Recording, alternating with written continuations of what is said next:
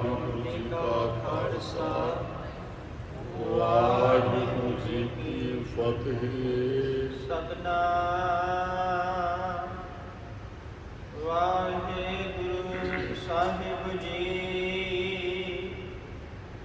श्री राग महला पहला। राग श्री राग है जी। ये पावन बाणी गुरु नानक साहब महाराज जी की महाले पहले के संगीत हेठ। कुंगू की काया रत्ना की ललता, अगरवास तन सास। सतगुरु कहते जिहड़ी काया है ने कुंगू की काया है। कुंगू कहते ने केसर को। गुरमुख साडा ये शरीर है वैसे तो अपवित्र है, शरीर पवित्र नहीं है। जिहड़ी चीज़ साडे शरीर नाल लग जाती है जां शरीर च चली जाती है वो अपवित्र हो जाती है। इस गल का प्रमाण गुरु साहब की बाणी कर रही है कि प्रशादा है साडे अगे थाली च पिया है, ਉਹਨੂੰ मत्था भी टेकिया जाता है। तो जदों ये साडे शरीर च चला जाता है फिर एक गंदगी रूप च हो जाता है।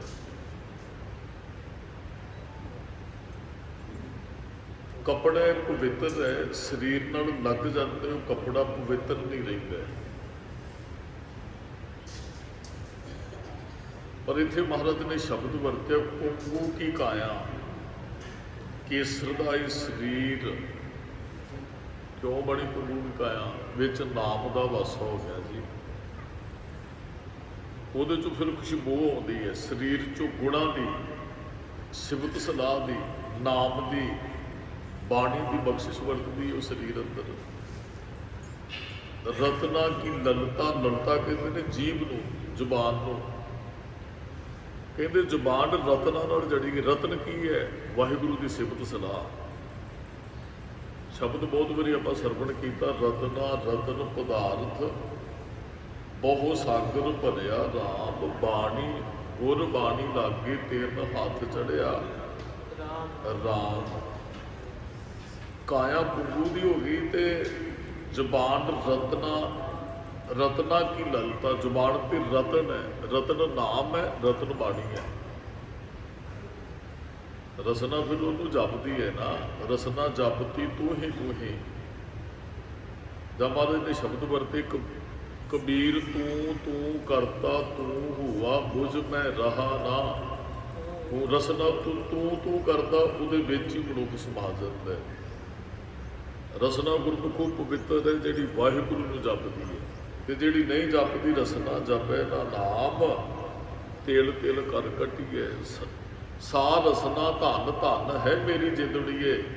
ਉਹ ਰਸਨਾ ਧਨ ਹੈ ਜਿਹੜੀ ਜਪਦੀ, ਜਿਹੜੀ ਨਹੀਂ ਜਪਦੀ ਮਹਾਰਾਜ ਕਹਿੰਦੇ ਉਹਨੂੰ ਕੱਟ ਵੱਢ ਦੇਣਾ ਚਾਹੀਦਾ। ਤੇਲ ਤੇਲ ਕਰ ਕੱਟੀਏ। ਇੱਥੇ ਰਤਨਾ ਕੀ ਲਲਤ ਹੈ ਵੀ ਜਿਹੜੀ ਜੀਭਾਂ ਦੀ ਸਿਫਤ ਸਲਾਹ ਵਸ ਗਈ ਇਹੀ ਰਤਨ ਨੇ। ਅਗਰਵਾਸ ਤਨ ਸਾਸ। ਅਗਰ ਇੱਕ ਲੱਕੜੀ ਹੈ ਜੀ, ਉਹਦੇ ਵਿੱਚੋਂ ਖੁਸ਼ਬੂ ਆਉਂਦੀ ਹੈ, ਤੇ ਤਨ ਸਾਸ। ਹੁਣ ਤਨ ਦੇ ਚਲੋ ਸਾਸ ਦਾ ਅਰਥ ਆਪਾਂ ਸਵਾਸ ਵੀ ਕਰ ਲਈਏ, ਤਨ ਦੇ ਵਿੱਚੋਂ ਸਵਾਸ ਆਉਂਦੇ ਹੈ, ਵਾਹਿਗੁਰੂ ਬਖਸ਼ਦਾ ਹੈ।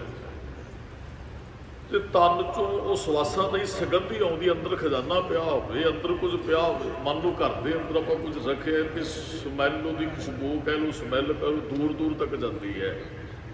ਜੇ ਸਾਡੇ ਅੰਦਰ ਚੰਗੇ ਗੁਣ ਹੈ, ਜੇ ਸਾਡੇ ਅੰਦਰ ਬਾਣੀ ਹੈ, ਸਾਡੇ ਅੰਦਰ ਨਾਮ ਹੈ, ਉਹਦੀ ਖੁਸ਼ਬੂ ਜ਼ਰੂਰ ਦੂਸਰੇ ਨੂੰ ਆਏਗੀ ਔਰ ਉਹ ਆਨੰਦ ਵੀ ਮਾਣੇਗਾ। ਮਹਾਰਾਜ ਕਹਿੰਦੇ ਸਰੀਰ ਵੀ ਪਵਿੱਤਰ ਹੋ ਜਾਂਦਾ ਹੈ। ਰਸਨਾ ਜਿਹੜੀ ਉਹ ਹੀਰਿਆਂ ਨਾਲ ਜੜੀ ਜਾਂਦੀ ਹੈ, ਉਹ ਸੁਗੰਧੀ ਅਗਰਵਾਸ ਹੋ ਜਾਂਦਾ ਹੈ, ਉੱਥੋਂ ਸੁਗੰਧੀ ਨਿਕਲਦੀ ਹੈ, ਸਵਾਸ ਸਫਲ ਹੋ ਜਾਂਦੇ ਹੈ। ਕੋਲ ਬੈਠਾ ਜਿਹੜਾ ਉਹ ਤ੍ਰਿਪਤ ਹੋ, ਚੰਦਨ ਦੀ ਲੱਕੜ ਹੈ ਜਿਹੜਾ ਨਾਲ ਹੈ ਨਾ, ਉਹ ਚੰਦਨ ਉਹਨੂੰ ਵੀ ਓਏ ਭੀ ਚੰਦਨ ਹੋਏ ਰਹੇ ਬਸੇ ਜੋ ਚੰਦਨ ਬਾਸ ਖੁਸ਼ਬੂ ਨਾਲ ਭਰ ਦਿੰਦੀ ਹੈ। ਦੂਸਰੇ ਨੂੰ ਵੀ ਹਾਂ ਬਾਸ ਸੁਗੰਧ ਨਾ ਹੋਏ, ਅਸਲੋਂ ਹੀ ਮਨੁੱਖ ਨਿਕੰਮਾ ਨਾ ਹੋਵੇ, ਚੰਗੀ ਸੰਗਤ 'ਚ ਬੈਠਿਆ ਚੰਗੇ ਗੁਣ ਮਿਲਦੇ, ਅਸਲੋਂ ਮਨੁੱਖ ਵਾਸ ਵਰਗਾ ਨਿਕੰਮਾ ਨਾ ਹੋਵੇ ਵੀ ਉਹਨੇ ਕੁਝ ਸੁਣਨਾ ਹੀ ਨਹੀਂ ਸੰਗਤ 'ਚ ਆ ਕੇ, ਉਹ ਜੁੜਨਾ ਚਾਹੁੰਦਾ ਹੀ ਨਹੀਂ, ਆਪ ਹੀ ਜਾਂਦੇ ਜੁੜਨਾ ਹੀ ਨਹੀਂ ਚਾਹੁੰਦੇ, ਉਹ ਚੰਦਨ ਦਾ ਸੰਗ ਤੇ ਮਾਣਦੇ ਪਰ ਵੈਸੇ ਉਹ ਖੁਸ਼ਬੂ ਤੋਂ ਸਖਣਾ ਹੀ ਰਹਿੰਦਾ। ਨਹੀਂ ਤੇ ਮਹਾਰਾਜ ਕਹਿੰਦੇ ਚੰਗਿਆਂ ਦਾ ਸੰਗ ਕਰੀਏ ਤੇ ਮਨੁੱਖ ਉਥੋਂ ਆਨੰਦ ਦੀ ਪ੍ਰਾਪਤੀ ਕਰਦਾ ਹੈ। ਮਹਾਰਾਜ ਕਹਿੰਦੇ ਫਿਰ ਉਸ ਸਰੀਰ 'ਚੋਂ ਖੁਸ਼ਬੂ ਆਉਂਦੀ ਹੈ ਗੁਣਾਂ ਦੀ ਜੀ। 68 ਤੀਰਥ ਕਾ ਮੁਖ ਟਿਕਾ, 68 ਤੀਰਥਾਂ ਦਾ ਟਿੱਕਾ ਮੁਖ ਤੇ ਲੱਗ ਜਾਂਦਾ ਹੈ। ਪਤਾ ਇਹ ਕੀ ਬਚਨ ਮਹਾਰਾਜ ਨੇ ਕਹੇ ਵੀ 68 ਤੀਰਥਾਂ ਤੇ ਜਾ ਕੇ ਸ਼ਾਇਦ ਕੋਈ ਅਪਵਿੱਤਰ ਦਾ ਅਪਵਿੱਤਰ ਰਹਿ, ਪਰ ਮਨੁੱਖ ਨਾਮ ਜਪੇ, ਬਾਣੀ ਪੜ੍ਹੇ, ਚੰਗੇ ਗੁਣ ਧਾਰਨ ਕਰੇ, 68 ਤੀਰਥਾਂ ਤੋਂ ਵੀ ਉਹ ਪਵਿੱਤਰ ਹੋ ਜਾਂਦਾ ਹੈ। ਆਪਾਂ ਬਚਨ ਪੜ੍ਹੇ 68 ਤੀਰਥ ਜਹ ਸਾਧ ਪੱਗ ਧਰੈ। ਤੀਰਥ ਕਿੱਥੇ ਬਣੇ? ਜਿੱਥੇ ਜਪਣ ਵਾਲੇ ਬੈਠੇ। ਇਹਦਾ ਮਤਲਬ ਜਪਣ ਵਾਲਾ ਤੀਰਥ ਨਾਲੋਂ ਪਵਿੱਤਰ ਹੈ। ਜੇ ਕਿਸੇ ਨੇ ਜਪਿਆ ਤੇ ਤਾਂ ਹੀ ਤੀਰਥ ਬਣਿਆ। ਜਿਹੜੇ 68 ਤੀਰਥ ਬਣੇ ਆ ਇਹ ਪੂਜਣ ਯੋਗ ਹੈ। ਹਿੰਦੂ ਵੀਰ ਇਸ਼ਨਾਨ ਕਰਦੇ ਹੈ, ਯਾਤਰਾ ਕਰਦੇ 68 ਤੀਰਥਾਂ ਦੀ, ਉਹਨਾਂ ਨੂੰ ਕਰਨੀ ਵੀ ਚਾਹੀਦੀ ਹੈ। ਤੇ ਜਿਹੜੇ 68 ਤੀਰਥ ਨੇ ਉਹ ਬਣੇ ਨੇ ਕਿਸੇ ਨਦੀ ਦੇ ਕੰਢੇ ਤੇ, ਦਰਿਆ ਦੇ ਕੰਢੇ ਤੇ, ਕਿਉਂਕਿ ਜਪਣ ਵਾਲਿਆਂ ਨੂੰ ਪਾਣੀ ਦੀ ਜ਼ਰੂਰਤ ਹੁੰਦੀ ਹੈ। ਤੇ ਉਹ ਫਿਰ ਉੱਥੇ ਪਾਣੀ ਦੇ ਕੰਢੇ ਤੇ ਬੈਠੇ ਤੇ ਉੱਥੇ ਉਹਨਾਂ ਨੇ ਜਪਿਆ ਕਿ ਜਿੱਥੇ ਜਪਿਆ ਉੱਥੇ ਵਾਈਬ੍ਰੇਸ਼ਨ ਇਹੋ ਜਿਹੀ ਉਹਨਾਂ ਨੇ ਛੱਡੀ ਤੇ ਸਕੂਨ ਮਿਲਿਆ ਸੰਸਾਰ ਨੂੰ, ਫਿਰ ਉੱਥੇ ਤੀਰਥ ਪ੍ਰਗਟ ਹੋ ਗਿਆ। ਜਾਂ ਅਸੀਂ ਆਪਣੇ ਧਰਮ 'ਚ ਕਹਿੰਦੇ ਜਿੱਥੇ ਜਾਏ ਬਹਿ ਮੇਰਾ ਸਤਿਗੁਰੂ ਸੋ ਥਾਨ ਸੁਹਾਵਾ, ਰਾਮ ਰਾਜੇ ਗੁਰ ਸਿੱਖੀ ਸੋ ਥਾਨ ਭਾਲਿਆ ਲੈ ਧੂਰ ਮੁਖ ਲਾਵਾ। ਅਸੀਂ ਤੀਰਥਾਂ ਨੂੰ ਖੋਜਿਆ ਜਿੱਥੇ ਸਾਡੇ ਗੁਰੂ ਸਾਹਿਬ ਜੀ ਗਏ। ਅੱਜ ਵੀ ਸਾਨੂੰ ਉੱਥੇ ਆ ਕੇ ਸਕੂਨ ਮਿਲਦਾ ਹੈ। ਇੱਥੇ ਅਸੀਂ ਬੈਠੇ ਹਾਂ, ਇੱਥੇ ਕੋਈ ਕਾਰਨ ਹੈ ਸਾਡੇ ਆਉਣ ਦਾ। ਕੋਈ ਹਜ਼ੂਰ ਸਾਹਿਬ ਜਾਂਦਾ ਟ੍ਰੇਨ ਦਾ ਸਫ਼ਰ ਕਰਕੇ, ਪਲੇਨ ਦਾ ਸਫ਼ਰ ਕਰਕੇ, ਉਹ ਆਨੰਦ ਆਤਮਿਕ ਸ਼ਾਂਤੀ ਸੁੱਖ ਲੈਣ ਜਾਂਦਾ ਕਿਉਂਕਿ ਉੱਥੇ ਸਤਿਗੁਰਾਂ ਨੇ ਚਰਨ ਪਾਏ। ਉਹ ਇੱਕ ਪਵਿੱਤਰ ਤੀਰਥ ਹੈ। ਜਾਂ ਅਸੀਂ ਪਟਨਾ ਸਾਹਿਬ ਜਾਂਦੇ, ਉੱਥੇ ਮਹਾਰਾਜ ਦਾ ਪ੍ਰਕਾਸ਼ ਹੋਇਆ 10ਵੇਂ ਪਾਤਸ਼ਾਹ ਜੀ ਤੋਂ, ਉੱਥੋਂ ਸਕੂਨ ਮਿਲਦਾ। ਬਹੁਤ ਪਾਵਨ ਇਤਿਹਾਸਕ ਸਥਾਨ ਨੇ। ਉੱਥੇ ਆਤਮਾ ਪ੍ਰਸੰਨ ਹੁੰਦੀ ਹੈ, ਰੂਹ ਖੇੜੇ 'ਚ ਆ ਜਾਂਦੀ ਹੈ, ਗੁਰੂ ਨਾਲ ਸਾਂਝ ਪੈਂਦੀ ਜਾ ਕੇ। ਅਸੀਂ ਦਮਦਮਾ ਸਾਹਿਬ ਜਾਂਦੇ, ਸਾਡਾ ਤਖਤ ਤੇ, ਅਸੀਂ ਕੇਸਗੜ੍ਹ ਸਾਹਿਬ ਜਾਂਦੇ, ਤਖਤ ਤੇ ਡਿੱਠੇ ਸਭੇ ਥਾਪ ਨਹੀਂ ਤੁਧ ਜਿਹੇ ਆ। ਅਸੀਂ ਹਰਿਮੰਦਰ ਸਾਹਿਬ ਜਾਂਦੇ, ਸਾਨੂੰ ਸਕੂਨ ਮਿਲਦਾ। ਉਹ ਸਾਡਾ ਪਵਿੱਤਰ ਸਥਾਨ ਹੈ। ਅੰਮ੍ਰਿਤਸਰ ਤੋਂ ਸੰਗਤਾਂ ਬਾਬਾ ਆਨੰਦ ਸਿੰਘ ਜੀ ਕੋਲ ਆਈਆਂ ਤੇ ਬਾਬਾ ਜੀ ਨੇ ਕਿਹਾ ਤੁਸੀਂ ਏਡਾ ਸਥਾਨ ਛੱਡ ਕੇ ਇੱਥੇ ਕਿਉਂ ਆਏ ਹੋ? ਕਹਿੰਦੇ ਜੀ ਉੱਥੇ ਵੀ ਜਾਂਦੇ ਆ। ਮਹਾਂਪੁਰਖਾਂ ਨੇ ਫਿਰ ਸ਼ਰਧਾ ਭਰੀ, ਕਹਿਣ ਲੱਗੇ ਉਸ ਸਥਾਨ ਤੇ ਜੇ ਸ਼ਰਧਾ ਲੈ ਕੇ ਜਾਓਗੇ। ਹਾਂ, ਮਹਾਂਪੁਰਖਾਂ ਦਾ ਕੰਮ ਇਹ ਹੀ ਹੁੰਦਾ ਹੈ। ਜਪਣਾ ਤੇ ਅਸੀਂ ਰੱਬ ਨੂੰ ਹੀ ਹੁੰਦਾ ਹੈ, ਜੁੜਨਾ ਵੀ ਉਹਦੇ ਨਾਲ ਹੁੰਦਾ। ਮਹਾਂਪੁਰਖ ਸਾਡੇ ਅੰਦਰ ਭਾਵਨਾ ਬਣਾ ਦਿੰਦੇ, ਸ਼ਰਧਾ ਪੈਦਾ ਕਰ ਦਿੰਦੇ। ਫਿਰ ਸ਼ਰਧਾ 'ਚੋਂ ਸਭ ਕੁਝ ਮਿਲਦਾ ਹੈ ਜੀ। ਜੇ ਸ਼ਰਧਾ ਹੀ ਨਹੀਂ ਫਿਰ ਕੁਝ ਵੀ ਨਹੀਂ ਹੈ। ਜੇ ਸ਼ਰਧਾ ਹੈ ਤਾਂ ਫਿਰ ਪੱਥਰ 'ਚੋਂ ਵੀ ਮਿਲ ਜਾਂਦਾ ਸਭ ਕੁਝ। ਮਹਾਰਾਜ ਕਹਿੰਦੇ 68 ਤੀਰਥਾਂ ਦਾ ਟਿੱਕਾ ਮੁੱਖ ਤੇ ਲੱਗ ਜਾਂਦਾ ਹੈ। ਭਾਵ ਕਿ 68 ਤੀਰਥਾਂ ਤੋਂ ਵੀ ਮਨੁੱਖ ਪਵਿੱਤਰ ਹੋ ਜਾਂਦਾ ਹੈ। ਜਪਣ ਵਾਲਾ ਪਵਿੱਤਰ ਹੈ। ਤੇ ਨਾਲ ਅੱਗੇ ਮਹਾਰਾਜ ਨੇ ਬਚਨ ਕਹੇ ਤਿਤ ਘਟ ਮਤ ਵਿਗਾਸ। ਘਟ ਹਿਰਦੇ ਨੂੰ ਕਹਿੰਦੇ ਹਿਰਦੇ 'ਚ ਫਿਰ ਮਤ ਦਾ ਵਿਗਾਸ ਖੇੜੇ ਨੂੰ ਕਹਿੰਦੇ। ਮਤ ਉੱਜਲ ਮਤ ਆ ਜਾਂਦੀ ਉਸ ਬੰਦੇ ਨੂੰ। ਬਜ਼ੁਰਗ ਕਹਿੰਦੇ ਹਨ ਘਰੇ ਬੈਠੇ ਅਕਲ ਨਹੀਂ ਆਉਂਦੀ ਬੰਦੇ ਨੂੰ, ਤੇ ਅਕਲ ਬਦਾਮ ਖਾ ਕੇ ਵੀ ਨਹੀਂ ਆਉਂਦੀ ਹੈ। ਅਕਲ ਮੁਸ਼ਕਲਾਂ ਦਾ ਸਾਹਮਣਾ ਕਰਕੇ ਬੰਦੇ ਨੂੰ ਉਹਦੀ ਸਿਆਣਾ ਕਰ ਦਿੰਦੀ। ਕਈ ਵਾਰੀ ਨਾ ਨਿੱਕਾ ਜਿਹਾ ਬੱਚਾ ਹੋਵੇ, ਉਹਦੇ ਕਿਤੇ ਮਾਂ ਪਿਓ ਤੁਰ ਜਾਣ ਤੇ ਉਹ ਬੱਚੇ ਇੰਨੀਆਂ ਮੁਸ਼ਕਲਾਂ 'ਚੋਂ ਜੀਵਨ ਜਿਉਂਦਾ, ਬਹੁਤ ਸਿਆਣਾ ਬਣ ਜਾਂਦਾ ਇੱਕ ਦਿਨ। ਉਹ ਬਜ਼ੁਰਗ ਕਹਿੰਦੇ ਹਨ ਅਕਲ ਧੱਕੇ ਖਾ ਕੇ ਆਉਂਦੀ ਹੈ। ਇਹਦੇ ਅਰਥ ਇਹ ਨੇ ਵੀ ਮਨੁੱਖ ਪਵਿੱਤਰ ਮਤ ਦਾ ਵਿਗਾਸ ਹੁੰਦਾ ਹੈ, ਮਨੁੱਖ ਖੇੜੇ 'ਚ ਆਉਂਦਾ ਹੈ। ਆਪਾਂ ਧਾਰਮਿਕ ਸਥਾਨਾਂ 'ਤੇ ਹਿੰਦੂ ਵੀਰ 68 ਤੀਰਥਾਂ ਦਾ ਇਸ਼ਨਾਨ ਕਰਦੇ ਆ, ਪਵਿੱਤਰ ਹੈ ਉਹਨਾਂ ਵਾਸਤੇ ਉਹ ਤੀਰਥ। ਅਸੀਂ ਵੀ ਜਾਂਦੇ ਹਾਂ, ਸਾਡੇ ਵਾਸਤੇ ਉਹ ਸਥਾਨ ਬੜੇ ਮਾਇਨੇ ਰੱਖਦੇ ਆ। ਤੇ ਉੱਥੇ ਜਾ ਕੇ ਮਿਲਦਾ ਕੀ ਹੈ? ਚੰਗੀ ਮੱਤ ਮਿਲਦੀ ਹੈ ਕਿਸੇ ਚੰਗੇ ਸਥਾਨ 'ਤੇ ਜਾ ਕੇ। ਅਸੀਂ ਇੱਥੇ ਵੀ ਇਹੀ ਲੈਣ ਆਏ ਆ। ਮਹਾਰਾਜ ਕਹਿੰਦੇ ਤੇ ਹੈ ਸਤ ਸੰਗਤ ਸਤਿਗੁਰ ਚਟਸਾਲ ਹੈ, ਜੇ ਤੁਹਾਤ ਗੁਣ ਸਿੱਖਾ ਜਾਂ ਗੁਰ ਮਿਲ ਚੱਜ ਆਚਾਰ ਸਿੱਖ, ਉਦ ਕਦੇ ਨਾ ਲੱਗੇ ਦੁੱਖ। ਚੰਗੀ ਜਗ੍ਹਾ ਤੇ ਜਾ ਕੇ ਮਤ ਦਾ ਵਿਗਾਸ ਹੁੰਦਾ ਹੈ, ਸ਼ੁਭ ਮਤ ਮਨੁੱਖ ਧਾਰਨ ਕਰ ਲੈਂਦਾ ਹੈ। ਮਤੇ ਸਾਲਾਹਣਾ। ਫਿਰ ਉਸ ਮੱਤ ਨਾਲ ਜਿਹੜੀ ਮੱਤ ਸਾਨੂੰ ਕਿਸੇ ਗੁਰੂ ਕੋਲ ਬੈਠਿਆ ਮਿਲੀ ਜਾਂ ਕਿਸੇ ਤੀਰਥ ਤੇ ਜਾ ਕੇ ਚੰਗੇ ਸਾਧੂਆਂ ਦੀ ਮਹਾਂਪੁਰਖਾਂ ਦੀ ਸੰਗਤ ਚੋਂ ਮਿਲੇ, ਫਿਰ ਜਦੋਂ ਉਸ ਮੱਤ ਦੇ ਨਾਲ ਕੋਈ ਰੱਬ ਦੀ ਸਲਾਹ ਨਾਲ ਸਿਫਤ ਸਲਾਹ ਕਰਦਾ ਹੈ ਜੀ, ਸਚ ਨਾਮ ਗੁਣ ਲਾਸ। ਉਹ ਸੱਚੇ ਨਾਮ ਨਾਲ ਜੁੜ ਜਾਂਦੇ ਤੇ ਗੁਣਾਂ ਦਾ ਖਜ਼ਾਨਾ ਉਹ ਬਣ ਜਾਂਦਾ ਹੈ ਜੀ, ਜਾਂ ਗੁਣ ਤਾਸ ਗੁਣ ਧਾਰਨ ਕਰ ਲੈਂਦੇ ਉਹ ਮਨੁੱਖ, ਉਹਦੇ ਅੰਦਰ ਗੁਣ ਆ ਜਾਂਦੇ। ਜਦੋਂ ਰੱਬ ਨੂੰ ਜਪਾਂਗੇ ਗੁਣ ਤੇ ਚੰਗੇ ਆਉਣਗੇ।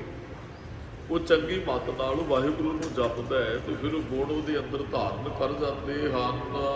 ਬਾਬਾ ਹੋਰ ਮਤ ਹੋਰ ਹੋਰ। ਇੱਥੇ ਮਹਾਰਾਜ ਕਹਿੰਦੇ ਬਾਬਾ ਹੋਰ ਮਤ ਹੋਰ ਹੋਰ, ਲੋਕ ਹੋਰ ਹੋਰ ਮਤ ਧਾਰਨ ਕਰੀ ਬੈਠੇ ਆ, ਪਰ ਅਸੀਂ ਕਿਹੜੀ ਮਤ ਧਾਰਨ ਕਰਨੀ? ਗੁਰ ਕੀ ਮਤ ਤੂੰ ਲੇਹ ਇਹ ਆਨੇ, ਅਸੀਂ ਗੁਰਮਤਿ ਦੇ ਧਾਰਨੀ ਬਣਨਾ। ਭਗਤ ਬਿਨਾ ਬਹੁ ਡੂਬੇ, ਗੁਰੂ ਦੀ ਮੱਤ ਤੇ ਭਗਤੀ ਤੋਂ ਬਗੈਰ ਆਪਣੇ ਆਪ ਨੂੰ ਸਿਆਣੇ ਅਖਵਾਉਣ ਵਾਲੇ ਵੀ ਡੁੱਬ ਗਏ, ਜਿਹੜੇ ਕਰਮ ਕਾਂਡਾਂ 'ਚ ਪਏ ਹੋਏ ਹਨ। ਚਾਰ ਮੱਤਾਂ ਹੈ ਜੀ। ਇੱਕ ਹੈਗੀ ਗੁਰਮਤਿ, ਜਿਹਦੇ ਅਸੀਂ ਧਾਰਨੀ ਬਣਨਾ ਹੈ ਤੇ ਗੁਰੂ ਤੋਂ ਮੱਤ ਲੈਣੀ, ਅਸੀਂ ਸਿੱਖਿਆ ਲੈਣੀ ਤੇ ਹੀ ਆਉਣਾ ਹੈ। ਇੱਕ ਹੈਗੀ ਹੈ ਦੁਰਮਤ, ਭੈੜੀ ਮੱਤ, ਇਹਨੂੰ ਕੁਮੱਤ ਵੀ ਕਿਹਾ ਗੁਰੂ ਗ੍ਰੰਥ ਸਾਹਿਬ ਦੇ ਅੰਦਰ, ਵੀ ਐਵੇਂ ਕਿਸੇ ਦਾ ਚੁਗਲੀ ਕਰੀ ਜਾਣੀ, ਨਿੰਦਿਆ ਕਰੀ ਜਾਣੀ, ਕਿਸੇ ਦਾ ਨੁਕਸਾਨ ਕਰ ਦੇਣਾ, ਬੁਰਾ ਸੋਚੀ ਜਾਣਾ, ਇਹ ਭੈੜੀ ਮੱਤ ਹੈ। ਇੱਕ ਹੈਗੀ ਆਣ ਮੱਤ, ਕਿਸੇ ਦੇ ਕਹਿਣ ਤੇ ਕੁਝ ਕਰਨਾ। ਜੇ ਗਵਾਂਢੀਆਂ ਨੇ ਕਹਿ ਦਿੱਤਾ ਅੱਜ ਫਲਾਣੇ ਥਾਂ ਤੇ ਚੱਲੀਏ, ਉਧਰ ਤੁਰ ਗਏ, ਦੂਸਰਿਆਂ ਨੇ ਕਹਿ ਦਿੱਤਾ ਉਧਰ ਤੁਰ ਗਏ, ਤੇ ਕਿਸੇ ਦੇ ਕਹਿਣ ਤੇ ਇੱਧਰ ਉਧਰ ਤੁਰੇ ਜਾਣਾ ਵੀ ਸ਼ਾਇਦ ਉੱਥੋਂ ਆ ਮਿਲ ਜਾਏਗਾ, ਉਹਨੂੰ ਆਣ ਮੱਤ ਕਹਿੰਦੇ। ਕਿਸੇ ਦੇ ਕਹਿਣ ਤੇ ਕੁਝ ਕਰਨਾ। ਗੁਰਦੁਆਰੇ ਤੇ ਆਉਣਾ ਨਹੀਂ, ਕਿਸੇ ਨੇ ਕਿਹਾ ਵੀ ਫਲਾਣੇ ਬਾਬੇ ਤੋਂ ਜਾ ਕੇ ਧਾਗਾ ਬਣਾ ਲਿਆਓ, ਆਪਣੇ ਗਿੱਟੇ ਦੇ ਉੱਪਰ ਤੇ ਧਾਗਾ ਬਣਾਉਣ ਤੁਰ ਜਾਣਾ, ਇਹ ਹੋਰ ਹੋਰ ਮੱਤ ਹੈ। ਗੁਰੂ ਦੀ ਮੱਤ ਤੋਂ ਵੱਧ ਹੋ ਜਾਂਦਾ ਬੰਦਾ। ਅੱਜ ਇਸ ਮੱਤ ਦਾ ਬੜਾ ਜ਼ੋਰ ਹੈ ਵੀ, ਔਰ ਟੀਵੀ ਚੈਨਲਾਂ 'ਤੇ ਬੈਠੇ ਹੁੰਦੇ ਆ, ਤੁਸੀਂ ਆਹ ਕਰੋਗੇ ਤੁਹਾਡਾ ਹੋ ਜਾਏਗਾ। ਵਾਸਤੂ ਸ਼ਾਸਤਰ ਵਾਲੇ ਲੋਕਾਂ ਨੂੰ ਭੁਲੇਖੇ 'ਚ ਪਾਉਂਦੇ, ਘਰ ਦਾ ਦਰਵਾਜ਼ਾ ਇੱਧਰ ਰੱਖੋਗੇ ਤੁਹਾਨੂੰ ਆਹ ਹੋ ਜਾਏਗਾ। ਇਹ ਹੋਰ ਮੱਤ, ਗੁਰੂ ਦੀ ਮੱਤ ਨਹੀਂ ਹੈ। ਅੱਜ ਮਾਫ ਕਰਨਾ, ਸਿੱਖ ਵੀ ਵਾਸਤੂ ਸ਼ਾਸਤਰ ਤੇ ਉਹ ਮੈਂ ਇੱਕ ਗਿਆ, ਉਹਨਾਂ ਨੇ ਨੀਂਹ ਰੱਖਣੀ ਤੇ ਸੱਦੀ ਬੈਠੇ ਕਹਿੰਦੇ ਜੀ, ਉਹ ਮੈਂ ਕਿਹਾ ਜੀ ਗੁਰੂ ਅੱਗੇ ਅਰਦਾਸ ਕਰਕੇ ਨਹੀਂ ਰੱਖਣੀ ਚਾਹੀਦੀ, ਤੁਸੀਂ ਵੇਖੋ ਕਿੱਧਰ ਨੂੰ ਛਾਂ ਤੁਹਾਡੇ ਆਏਗੀ, ਕਿੱਧਰ ਨੂੰ ਸੌਖਾ ਪਾਸਾ ਹੋਏਗਾ। ਅਸੀਂ ਕਿਸੇ ਦੀ ਮੱਤ ਤੇ ਨਹੀਂ ਚੱਲਣਾ ਵੀ ਆਹ ਕੁਝ ਕਰੋਗੇ ਤਾਂ, ਅਸੀਂ ਗੁਰੂ ਦੀ ਮੱਤ ਦੇ ਧਾਰ ਨਹੀਂ ਬਣਨਾ। ਤੁਸੀਂ ਆਹ ਕਰਦੇ ਹੋ ਜੀ, ਆਹ ਜਿਹੜੇ ਹੋਰ ਉਹਨਾਂ ਦੇ ਪਿੱਛੇ ਲਾ ਕੇ ਕਈ ਬੀਬੀਆਂ ਉਹ ਦੂਸਰੇ ਦਾ ਬੁਰਾ ਕਰ ਤੇ ਟੂਣਾ ਕਰਦੇ ਹੋ ਜੀ, ਚਰਸਤੇ 'ਚ ਬੱਚੇ ਦੇ ਕੇਸ ਕੱਟੋਗੇ, ਫਲਾਣੇ ਦੇ ਤੁਹਾਡੇ ਆ ਹੋ ਜਾਏਗਾ, ਤੁਹਾਡਾ ਫਲਾਣਾ ਕੁਝ ਹੋ ਜਾਏਗਾ। ਇਹ ਹੋਰ ਮੱਤ ਹੈ, ਗੁਰੂ ਦੀ ਮੱਤ ਨਹੀਂ ਹੈ। ਇਹ ਅਨਮੱਤ ਹੈ। ਇੱਕ ਮਨ ਮੱਤ, ਮਨ ਪਿੱਛੇ ਲੱਗਣਾ, ਜੋ ਮਨ ਕਹਿੰਦੇ ਉਸ ਪਾਸੇ ਨੂੰ ਤੁਰ ਜਾਣਾ। ਮਹਾਰਾਜ ਕਹਿੰਦੇ ਨਾ ਤੇ ਅਸੀਂ ਮਨ ਪਿੱਛੇ ਲੱਗਣਾ ਹੈ, ਮਨ ਨੂੰ ਅਸੀਂ ਆਪਣਾ ਪਿਓ ਨਹੀਂ ਬਣਨ ਦੇਣਾ, ਮਨ ਨੂੰ ਪੁੱਤ ਬਣਾ ਕੇ ਰੱਖਣਾ ਹੈ। ਮਨ ਦੇ ਆਖੇ ਲੱਗਣਾ ਨਹੀਂ ਹੈ, ਮਨ ਨੂੰ ਆਖੇ ਲਾਉਣਾ ਹੈ। ਕਿਸੇ ਦੇ ਪਿੱਛੇ ਨਹੀਂ ਲੱਗਣਾ, ਅਸੀਂ ਗੁਰੂ ਪਿੱਛੇ ਲੱਗਣਾ ਹੈ। ਅਸੀਂ ਕੁਮੱਤੀਏ ਜਾਂ ਦੁਰਮਤੀਏ ਨਹੀਂ ਬਣਨਾ ਹੈ।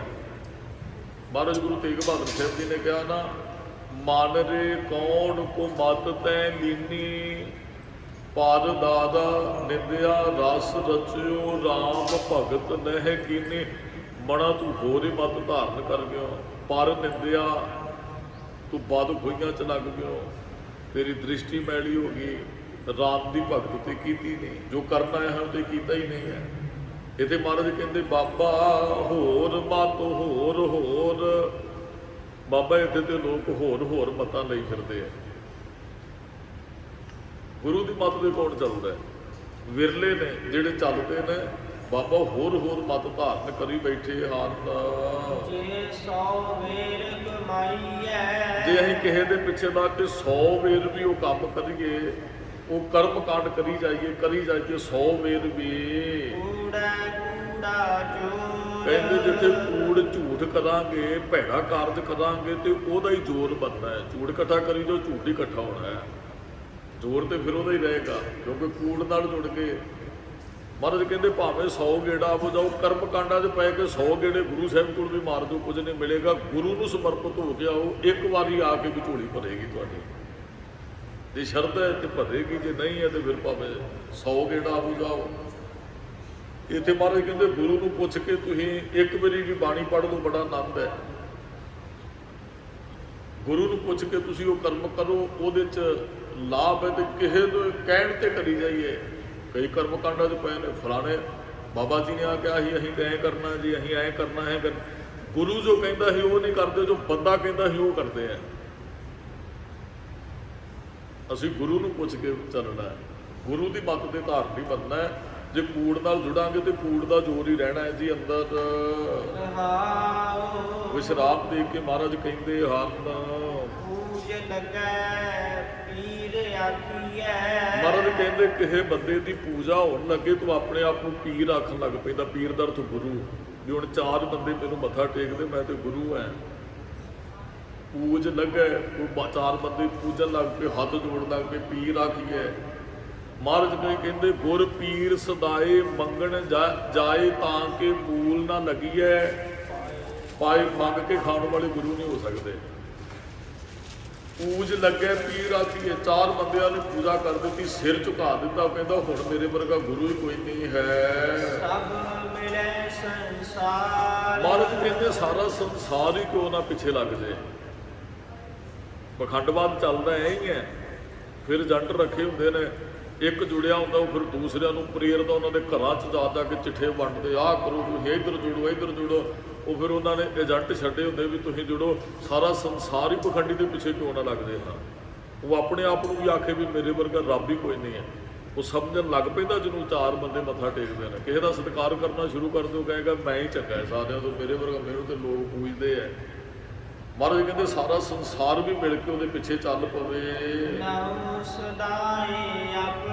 ਫਿਰ ਉਹ ਆਪਣਾ ਨਾਮ ਸਦਾਉਂਦਾ ਹੈ ਵੀ ਮੇਰੇ ਵਰਗਾ ਤੇ ਕੋਈ ਨਹੀਂ ਹੈ।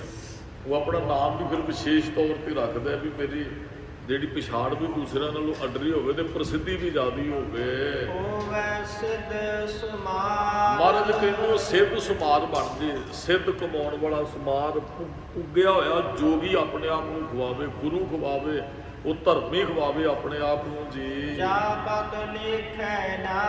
ਕਹਿੰਦੇ ਜਿੱਦਣ ਰੱਬ ਦੇ ਘਰ ਹਿਸਾਬ ਕਿਤਾਬ ਮੰਗਿਆ ਜਾਣਾ, ਜੇ ਪੱਤ ਉੱਥੇ ਲੇਖੇ 'ਚ ਉਸ ਬੰਦੇ ਦੀ ਨਹੀਂ ਪੈਂਦੀ ਹੈ ਤਾਂ ਬੰਦਾ ਆਪਣੇ ਆਪ ਨੂੰ ਤੇ ਜਿੰਨਾ ਮਰਜ਼ੀ ਵੱਡਾ ਧਰਮੀ ਅਖਵਾਏ, ਪਰ ਰੱਬ ਦੇ ਘਰ ਜਿੰਨਾ ਚਿਰ ਸਤਿਕਾਰ ਨਹੀਂ ਮਿਲਦਾ ਉਹਨਾਂ ਚਿਰ ਸੰਸਾਰ ਦਾ ਵੀ ਕੀ ਕਰਨਾ ਹੈ। ਸੰਸਾਰ ਜਿੰਨੇ ਮਰਜ਼ੀ ਮੱਥੇ ਟੇਕੀ ਹੈ, ਸੰਸਾਰ ਤੇ ਪਖੰਡ ਪਿੱਛੇ ਵੀ ਲੱਗ ਜਾਂਦਾ ਹੈ। ਰੱਬ ਨੇ ਤੇ ਤੇਰੇ ਘਰ ਸਦਾ ਸਦਾ ਹੈ ਨਿਆਓ। ਰੱਬ ਨੇ ਤੇ ਉਹ ਆਂਦੇ ਨਾ ਆਟੇ 'ਚੋਂ ਵਾਲ ਕੱਢਣ ਵਾਲੀ ਗੱਲ ਹੈ ਵੀ ਉਹ ਸਾਰਾ ਕੁਝ ਸਾਹਮਣੇ ਕਰ ਦਿੰਦੇ। ਲੋਕ ਤੈਨੂੰ ਰੱਬ ਮੰਨਦੇ ਹੋਣਗੇ, ਅਸਲ ਦੇ ਵਿੱਚ ਤੂੰ ਬਹੁਤ ਵੱਡਾ ਪਖੰਡੀ ਹੈ। ਧਰਮ ਦੇ ਤੇਰੇ ਅੰਦਰ ਰਤੀ ਭਰ ਵੀ ਨਹੀਂ ਹੈ, ਸੂਈ ਦੇ ਨੱਕੇ ਜਿੰਨਾ ਵੀ ਨਹੀਂ ਹੈ। ਵੱਖਰੀ ਗੱਲ ਹੈ ਚੰਗਾ ਨਾਮ ਰਖਾਏ ਕਿ ਜਸ ਕੀਰਤ ਜਗ ਲੈ। ਤੂੰ ਨਾਮ ਚੰਗਾ ਰਖਾ ਲਿਆ, ਜਸ ਦੀ ਜਗ ਦੀ ਕੀਰਤੀ ਹੋਣ ਲੱਗ ਪਈ, ਪਰ ਸਾਡੀ ਨਜ਼ਰ 'ਚ ਤੂੰ ਧਰਮੀ ਨਹੀਂ। ਰੱਬ ਨੇ ਕਹਿਣਾ ਜੇ ਰੱਬ ਦੇ ਘਰ ਬੰਦੇ ਨੂੰ ਇੱਜ਼ਤ ਨਹੀਂ ਮਿਲਦੀ, ਲੋਕ ਭਾਵੇਂ ਜਿੰਨੇ ਮਰਜ਼ੀ ਪਿੱਛੇ ਲੱਗੇ ਹੋਣ। ਸਾਰੀ ਪੂਜੋ ਖੁਆਰ ਝੂਠ ਹੈ, ਪਖੰਡ ਹੈ। ਜਿੰਨੇ ਮਰਜ਼ੀ ਲੋਕ ਲੱਗੇ ਹੋਣ, ਅਸੀਂ ਗਿਣਤੀ ਵੇਖ ਕੇ ਨਹੀਂ ਕਿਸੇ ਦੇ ਪਿੱਛੇ ਲੱਗਣਾ ਵੀ ਫਲਾਣੇ ਇੰਨੇ ਉਹਦੇ ਦਾ ਇੰਨੇ ਲੋਕ ਬੈਠੇ ਹਨ।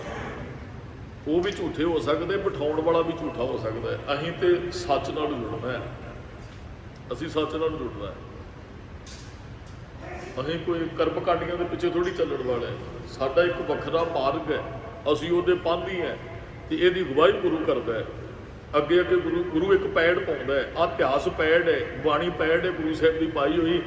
ਅੱਗੇ ਉਹ ਕਈ ਵਾਰੀ ਨਾ ਜੰਗਲੀ ਰਸਤੇ ਹੁੰਦੇ ਹਨ ਤੇ ਡੰਡੀ ਪੈ ਜਾਂਦੀ, ਜਿੱਥੇ 2-4 ਵਾਰੀ ਪੁਰਾਂ ਗੁਰੂ ਸਾਹਿਬ ਨੇ ਡੰਡੀ ਪਾਈ ਹੈ। ਅਸੀਂ ਸਤਿਗੁਰਾਂ ਦੇ ਕਦਮਾਂ ਤੇ ਕਦਮ ਰੱਖਦੇ ਅੱਗੇ ਜਾਣਾ ਹੈ।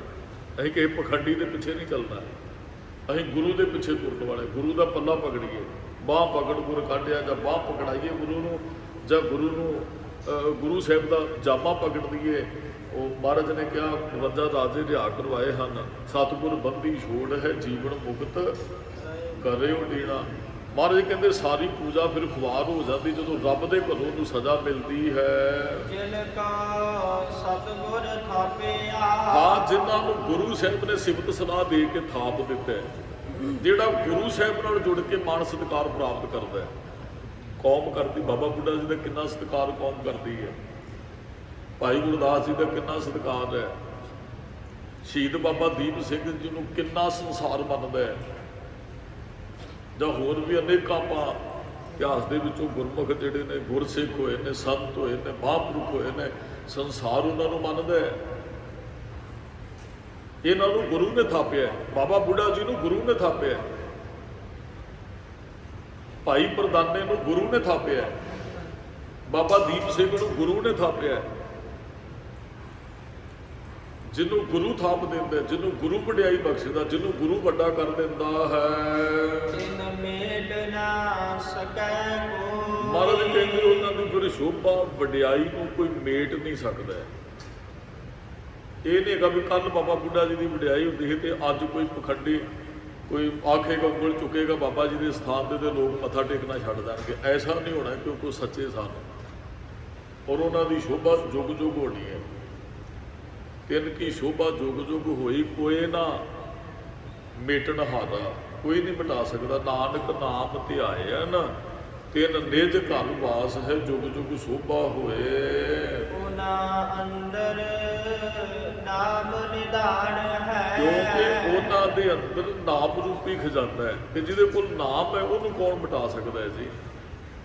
ਨਾਮ ਵਾਲੇ ਦੀ ਤੇ ਸਿਫਤ ਸਲਾਹ ਹੋਏਗੀ, ਨਾਮ ਜਪਣ ਵਾਲੇ ਤੇ ਸੰਸਾਰ ਝੁਕੇਗਾ ਉਹਦੇ ਅੱਗੇ ਜੀ। ਨਾਮੋ ਪ੍ਰਗਟ ਹੋਏ, ਨਾਮ ਕਰਕੇ ਤੇ ਉਹ ਮਹਾਂਪੁਰਖ ਜਾਂ ਸੰਤ ਗੁਰਸਿੱਖ ਪ੍ਰਗਟ ਹੋਏ ਸੰਸਾਰ। ਗੁਰੂ ਨੇ ਨਾਮ ਦਿੱਤਾ, ਨਾਮ ਕਰਕੇ ਉਹਨਾਂ ਦੀ ਸ਼ੋਭਾ ਹੋਈ, ਸੰਸਾਰ 'ਚ ਪ੍ਰਗਟ ਹੋਏ ਜੀ। ਨਾਮ ਪੂਜੀਐ ਨਾਉ ਮੰਨੀਐ, ਨਾਮ ਹੀ ਪੂਜਣਾ ਚਾਹੀਦਾ, ਨਾਮ ਨੂੰ ਹੀ ਮੰਨਣਾ ਚਾਹੀਦਾ ਹੈ। ਅਖੰਡ ਸਦਾ ਸੱਚ ਸੋਏ, ਅਖੰਡ ਸਦਾ ਰਹਿਣ ਵਾਲਾ, ਸਦਾ ਸੱਚ ਉਹ ਪ੍ਰਮਾਤਮਾ ਹੈ।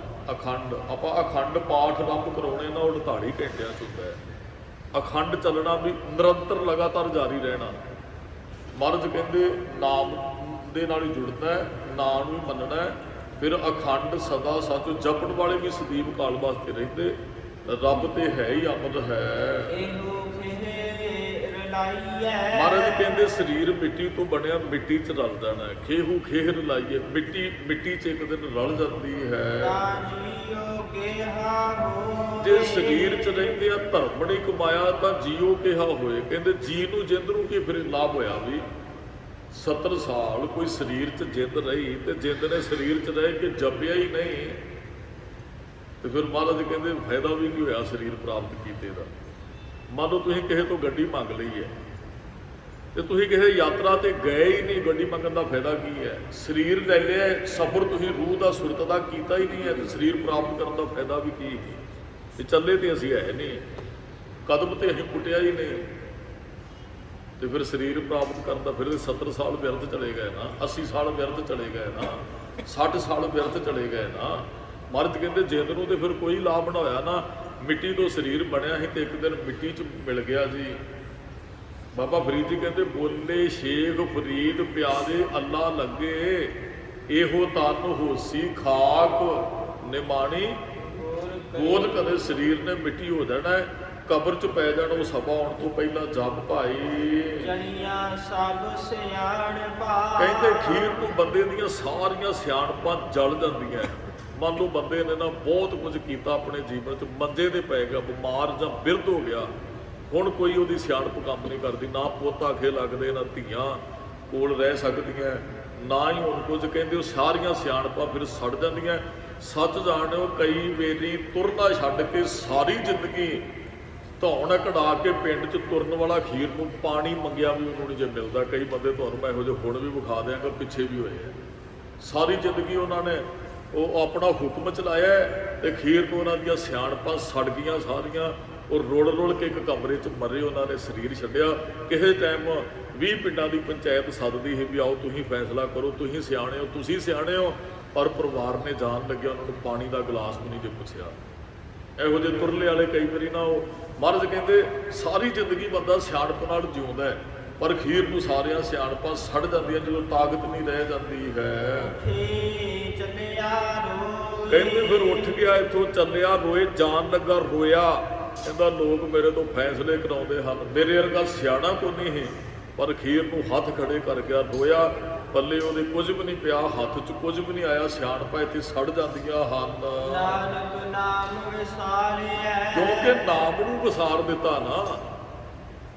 ਤੇ ਜਿਹੜਾ ਨਾਮ ਨੂੰ ਵਿਸਾਰ ਦਿੰਦਾ ਉਹ ਅੰਤ ਨੂੰ ਉਹਦੇ ਪੱਲੇ ਰੋਣਾ ਹੀ ਰਹਿ ਜਾਂਦਾ, ਹੋਰ ਕੁਝ ਵੀ ਨਹੀਂ। ਜੇ ਗੁਰਮੁਖੋ ਭਾਵੇਂ ਉਹਦੇ ਕੋਲ ਜਾਇਦਾਦ ਜਿੰਨੀ ਮਰਜ਼ੀ ਹੋਏ, ਬਸ ਪੱਲੇ ਫਿਰ ਰੋਣ ਹੈ, ਧੋਣ ਹੈ, ਫਿਰ ਉਹ ਬੜਾ ਪਛਤਾਉਂਦਾ ਹੈ, ਉਹਦੇ ਹੱਥ ਕੁਝ ਨਹੀਂ ਆਉਂਦਾ।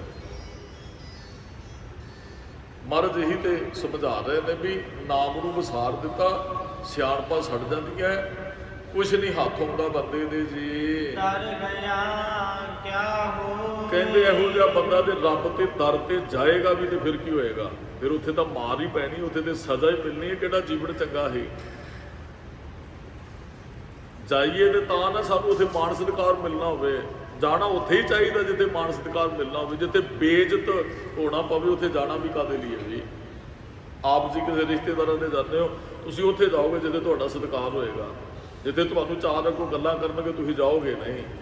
ਤੇ ਮਹਾਰਾਜ ਕਹਿੰਦੇ ਫਿਰ ਰੱਬ ਦੇ ਘਰ ਗਿਆ ਵੀ ਕੀ ਹੋਏਗਾ? ਨਾਮ ਤੇ ਜਪਿਆ ਹੀ ਨਹੀਂ, ਜੀਵਨ ਤੇ ਚੰਗਾ ਹੈ ਹੀ ਨਹੀਂ ਜੀ। ਸ੍ਰੀ ਰਾਗ ਮਹੱਲਾ ਪਹਿਲਾ। ਗੁਰੂ ਨਾਨਕ ਸਾਹਿਬ ਮਹਾਰਾਜ ਕਿਰਪਾ ਕਰਦੇ ਹਨ। ਗੁਣਵੰਤੀ ਗੁਣ ਵਿਥਰੈ, ਗੁਣਵੰਤੀ ਜੀਵ ਰੂਪੀ ਇਸਤਰੀ ਗੁਣਾਂ ਦਾ ਵਿਸਥਾਰ ਕਰਦੀ ਹੈ। ਅਸੀਂ ਸਾਰੀਆਂ ਜੀਵ ਰੂਪੀ ਇਸਤਰੀਆਂ ਹੈ ਜੀ, ਸਹੇਲੀਆਂ ਰੂਪ 'ਚ ਬੈਠੀਆਂ ਹੈ।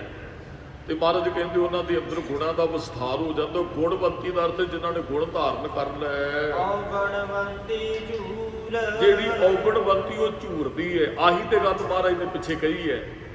ਕਹਿੰਦੇ ਜਿਹੜੇ ਜਪਦੇ ਨੇ ਉਹ ਸੁਰਖਰੂ ਹੁੰਦੇ ਨੇ, ਜਿਹੜੇ ਨਹੀਂ ਜਪਦੇ ਸਿਆਣਪਾਂ ਸੜ ਜਾਂਦੀਆਂ, ਫਿਰ ਪਛਤਾਉਂਦੇ ਨੇ ਰੱਬ ਦੇ ਘਰ ਜਾ ਕੇ। ਜਿਨ੍ਹਾਂ ਦੇ ਅੰਦਰ ਗੁਣ ਨੇ ਉਹ ਤੇ ਆਨੰਦ ਨਾਲ ਜੀਵਨ ਜਿਉਂਦੇ। ਔਗਣ ਜਿਨ੍ਹਾਂ ਦੇ ਅੰਦਰ, ਉਹਨਾਂ ਨੂੰ ਫਿਰ ਝੂਰਨਾ ਪੈਂਦਾ ਅਖੀਰ ਨੂੰ। ਜਿਹਨੇ ਪਾਪ ਕੀਤੇ ਉਹ ਝੂਰੇਗਾ ਹੀ। ਕਹੋ ਨਾਨਕ ਬਾਂਹ ਲੜਾਈਏ ਥੋੜੀ ਕਰੇਗਾ ਵੀ ਬਾਹਾਂ ਲਾ ਦੇਗਾ ਵੀ ਮੈਂ ਤੇ ਸੁਰਖਰੂ ਹੋ ਗਿਆ। ਮਹਾਰਾਜ ਕਹਿੰਦੇ ਫਿਰ ਉਹਨਾਂ ਨੂੰ ਝੂਰਨਾ। ਹਾਂ, ਗੁਰੂ ਦਿਆਲ ਹੋ ਜੇ, ਗੁਰੂ ਦੀ ਬਾਂਹ ਫੜ ਲਈਏ ਤੇ ਫਿਰ ਸਤਿਗੁਰ ਹੋਏ ਦਇਆਲ ਨਾ ਕਬਹੂ ਝੂਰੀਏ। ਫਿਰ ਗੁਰੂ ਨੇ ਝੂਰ ਦਿੰਦਾ ਜੇ ਗੁਰੂ ਮਿਹਰਬਾਨ ਹੋ ਜਾਏ। ਜੇ ਲੋੜੈ ਵਰ ਕਾਮਣੀ, ਜੇ ਕਾਮਣੀ ਇਸਤਰੀਏ ਤੂੰ ਵਰ ਨੂੰ ਲੋੜਨਾ ਚਾਹੁੰਦੀ ਹੈ, ਨਹਿ ਮਿਲਿਐ ਫਿਰ ਪੂਰ। ਕਹਿੰਦੇ ਨਹਿ ਮਿਲੀਏ ਪਿਰ ਪੂਰ। ਝੂਠ ਨਾਲ ਜੁੜਿਆ ਪਿਰ ਨਹੀਂ ਮਿਲਣਾ, ਰੱਬ ਨਹੀਂ ਮਿਲਣਾ। ਇਹ ਝੂਠੇ ਸੰਸਾਰ ਨਾਲ ਜੁੜੇ ਰਹੇ ਨਾ ਤੇ ਗੁਰਮੁਖੋ ਪ੍ਰਮਾਤਮਾ ਦੀ ਪ੍ਰਾਪਤੀ ਨਹੀਂ ਹੋਏਗੀ, ਉਹਦੇ ਤੱਕ ਸਾਡਾ ਪਹੁੰਚਣਾ ਨਹੀਂ ਹੋਏਗਾ ਜੀ। ਨਾ ਬੇੜੀ ਨਾ ਤੁਲਹੜਾ, ਕਿਉਂਕਿ ਨਾ ਸਾਡੇ ਕੋਲ ਬੇੜੀ ਤੇ ਨਾ ਤੁਲਹੜਾ। ਤੁਲਹੜਾ ਪਤਾ ਕਿਹਨੂੰ ਕਹਿੰਦੇ ਆ? ਉਹ ਸਰ ਵਗੈਰਾ ਹੁੰਦੇ ਸੀ ਨਾ ਨਦੀ ਦੇ ਕੰਢੇ ਤੇ, ਇੱਕ ਤੇ ਹੁੰਦੀਆਂ ਹਨ ਬੇੜੀਆਂ। ਚਲੋ ਕੋਈ ਬੇੜੀ 'ਚ ਬਹਿ ਕੇ ਪਾਰ ਪੈ ਜੇ, ਨਹੀਂ ਤੇ ਉਹ ਕਾਹੀਂ ਦੇ ਵਗੈਰਾ ਨਾ ਉਹਨਾਂ ਨੂੰ ਇਕੱਠਾ ਕੀਤਾ ਜਾਂਦਾ ਸੀ ਤੇ ਰੱਸੇ 'ਚ ਬੰਨਿਆ ਜਾਂਦਾ ਸੀ ਧਾਗਿਆਂ 'ਚ, ਤੇ ਉਹਦੇ ਉੱਤੇ ਬੈਠ ਕੇ ਬੰਦਾ ਹੱਥ ਮਾਰ ਮਾਰ ਕੇ ਪਾਰ ਹੋ ਜਾਂਦਾ ਸੀ। ਉਹਨੂੰ ਤੁਲਹੜਾ ਕਹਿੰਦੇ ਆ। ਇੱਕ ਤੇ ਬੇੜੀ ਹੋਈ ਲੱਕੜ ਦੀ ਬਣੀ, ਇੱਕ ਤੁਲਹੜਾ ਨਿੱਕੇ ਨਿੱਕੇ ਡੰਡੇ ਜਿਹੜੇ ਨਾ ਉਹਨਾਂ ਨੂੰ ਰੱਸੇ ਨਾਲ ਬੰਨ੍ਹ ਕੇ ਪਾਣੀ 'ਚ ਉੱਤੇ ਬੰਦਾ ਬਹਿ ਕੇ ਹੱਥ ਮਾਰ ਕੇ ਪਾਰ ਹੋ ਜਾਂਦਾ ਹੈ। ਕਹਿੰਦੇ ਰੱਬ ਨੂੰ ਕਿਵੇਂ ਮਿਲਾਂਗੇ? ਨਾ ਤੇ ਸਾਡੇ ਕੋਲ ਬੇੜੀ ਨਾ ਤੁਲਹੜਾ ਹੈ। ਨਾ ਪਾਈਐ ਫਿਰ ਦੂਰ, ਕਹਿੰਦੇ ਉਹਨੂੰ ਨਾ ਪਾਈਏ, ਕਿਵੇਂ ਪਾਵਾਂਗੇ? ਫਿਰ ਦੂਰ ਹੈ। ਮੰਨ ਲਓ ਵੀ ਰਸਤੇ 'ਚ ਇੱਕ ਨਦੀ ਹੈ ਤੇ ਰੱਬ ਜਿਹੜਾ ਨਦੀ ਦੇ ਦੂਸਰੇ ਕੰਢੇ ਤੇ ਬੈਠਾ, ਮਿਲਣਾ ਅਸੀਂ ਚਾਹੁੰਦੇ ਹਾਂ, ਬੇੜੀ ਵੀ ਨਹੀਂ ਹੈ, ਤੁਲਹੜਾ ਨਹੀਂ ਹੈ, ਦੱਸੋ ਉਹਨੂੰ ਕਿਵੇਂ ਮਿਲਾਂਗੇ ਜਾ ਕੇ? ਸਾਧਨ ਨਹੀਂ ਹੈ ਨਾ। ਆਪ ਜੀ ਕਿਤੇ ਸਥਾਨ ਤੇ ਯਾਤਰਾ ਕਰਨ ਜਾਂਦੇ ਹੋ, ਤੁਹਾਡੇ ਕੋਲ ਸਾਧਨ ਹੀ ਕੋਈ ਨਹੀਂ, ਕਿਵੇਂ ਜਾਓਗੇ ਦੱਸੋ? ਗੁਰੂ ਨੂੰ ਮਿਲਣ ਜਾਣਾ, ਹਜ਼ੂਰ ਸਾਹਿਬ ਦੀ ਇੱਛਾ ਬਣਾਈ ਕਿ ਇਹਨੂੰ ਗੁਰੂ ਨੂੰ ਮਿਲਣ ਜਾਣਾ, ਕਿਸੇ ਦੀ ਜੇਬ 'ਚ ਕਿਰਾਇਆ ਹੀ ਨਹੀਂ, ਉਹ ਮਿਲੇਗਾ ਕਿਵੇਂ ਜਾ ਕੇ? ਉੱਥੇ ਜਾ ਹੀ ਨਹੀਂ ਸਕਦਾ। ਮਹਾਰਾਜ ਕਹਿੰਦੇ ਰੱਬ ਜਿਵੇਂ ਉਹ ਨਦੀ ਦੇ ਦੂਸਰੇ ਕੰਢੇ ਤੇ ਬੇੜੀ ਤੁਲਹੜਾ ਹੈ ਨਹੀਂ ਹੈ, ਕਿਵੇਂ ਮਿਲਾਂਗੇ ਜੀ?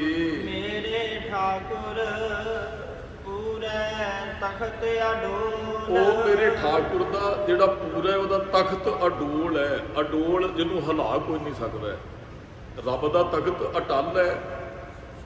ਇਹ ਨਹੀਂ ਹੈਗਾ ਵੀ ਕੱਲ ਨੂੰ ਵੋਟਾਂ ਪੈਣਗੀਆਂ ਤੇ ਉਹਨੂੰ ਰੱਬ ਨੂੰ ਖਤਰਾ ਹੈ ਵੀ ਮੇਰੀ ਕੁਰਸੀ ਤੋਂ ਕੋਈ ਮੈਨੂੰ ਉਠਾਏਗਾ, ਹੋਰ ਕੋਈ ਬੈਠੇਗਾ। ਉਹਦਾ ਤਖਤ ਜਿਹੜਾ ਵੱਡਾ, ਤੇਰਾ ਦਰਬਾਰ ਸੱਚਾ ਤੁਧ ਤਖਤ, ਵੱਡੀ ਹੋ ਵੱਡਾ ਪਾਰ ਤੇਰਾ ਮਰਤਬਾ। ਉਹਦਾ ਤਖਤ ਸਦੀਵ ਕਾਲ ਵਾਸਤੇ ਅਡੋਲ ਹੈ। ਗੁਰਮੁਖ ਪੂਰਾ ਜੇ ਕਰੇ, ਹਾਂ, ਜੇ ਗੁਰਮੁਖ ਪੂਰਾ ਜੁੜ ਪਏ ਤਾਂ ਪਾਈਐ ਸੱਚ ਉਹ ਅਟੂਟ। ਸੱਚ ਨੂੰ ਅਤੋਲ ਹੈ, ਜਿਹੜਾ ਸੱਚ ਅਤੁੱਲ ਨਾ ਤੁਲਿਆ ਜਾਏ, ਉਹਦੀਆਂ ਬਖਸ਼ਾਂ ਨੂੰ ਸੱਚ ਨੂੰ ਤੋਲਿਆ ਨਹੀਂ ਜਾਂਦਾ। ਗੁਰਮੁਖ ਜੇ ਯਤਨ ਕਰੇ ਉਹ ਬਖਸ਼ਾਂ ਨੂੰ ਪਾ ਲੈਂਦਾ ਹੈ।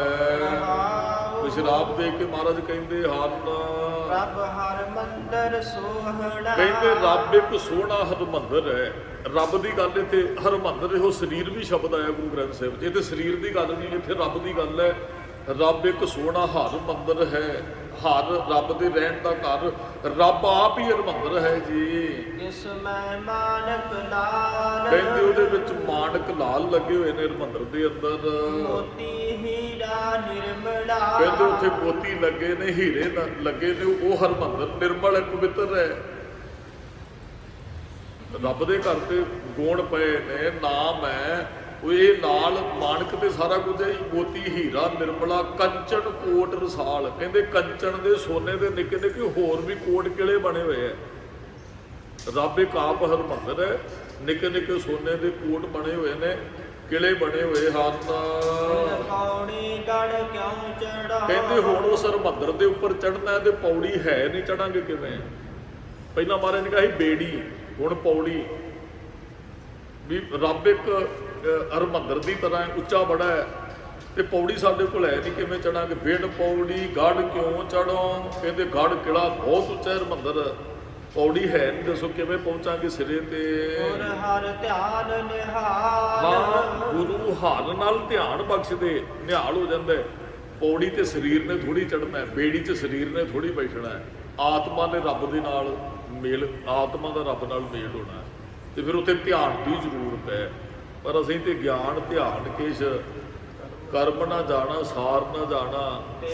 ਅਸੀਂ ਤੇ ਸਾਰ ਹੀ ਨਹੀਂ ਜਾਣਦੇ, ਨਾ ਸਾਡੇ ਕੋਲ ਗਿਆਨ ਹੈ ਨਾ ਸਾਡਾ ਧਿਆਨ ਜੁੜਦਾ ਹੈ ਜੀ। ਗੁਰ ਪੌੜੀ ਬੇੜੀ ਗੁਰੂ। ਹਾਂ, ਜੇ ਅਸੀਂ ਉਸ ਹਰਮੰਦਰ ਦੇ ਉੱਪਰ ਜਾਣਾ ਹੈ ਫਿਰ ਗੁਰੂ ਹੀ ਪੌੜੀ ਹੈ ਤੇ ਗੁਰੂ ਹੀ ਬੇੜੀ ਹੈ। ਦੋ ਸ਼ਬਦ ਮਹਾਰਾਜ ਨੇ ਪਹਿਲਾਂ ਕਿਹਾ ਸੀ ਨਾ, ਬੇੜੀ ਫਿਰ ਪੌੜੀ। ਹੁਣ ਮਹਾਰਾਜ ਕਹਿੰਦੇ ਗੁਰੂ ਹੀ ਪੌੜੀ ਹੈ, ਗੁਰੂ ਹੀ ਬੇੜੀ ਹੈ ਰੱਬ ਨਾਲ ਮਿਲਣ ਵਾਸਤੇ। ਗੁਰ ਤੁਲਹਾ ਹਰ ਨਾਮ। ਕਹਿੰਦੇ ਗੁਰੂ ਹੀ ਤੁਲ੍ਹਾ ਹੈ, ਉਹ ਨਾਮ ਰੂਪੀ ਤੁਲਹਾ ਤੇ ਬਿਠਾ ਦਿੰਦਾ। ਜਾਂ ਵਾਹਿਗੁਰੂ ਨਾਮ ਜਹਾਜ਼ ਹੈ ਚੜ੍ਹੇ ਸੂਤਰੇ ਪਾਰ।